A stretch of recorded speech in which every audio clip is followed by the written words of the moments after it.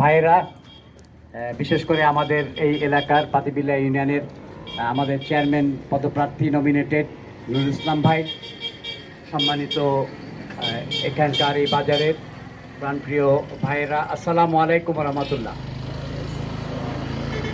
জরুরি কথা এসে গেছে কামাল ভাই, নুরুল ইসলাম ভাই এবং আমাদের গোলাম মোর্শেদ ভাইয়ের কাছ থেকে। আমাদের একটা হলো অসুখ হয়ে গেলে সেটার চিকিৎসা করা, কিন্তু এর থেকে উত্তম হলো যদি অসুখ বিসুখ হওয়ার আগে আমরা প্রতিরোধ করতে পারি।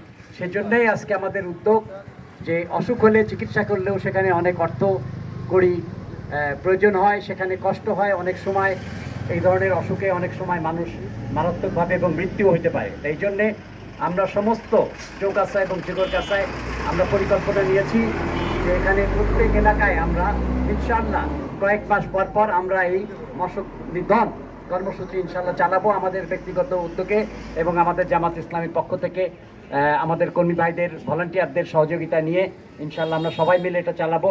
আপনারাও সহযোগিতা করবেন।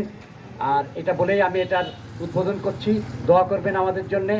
আসসালামু আলাইকুম ওয়া রাহমাতুল্লাহ।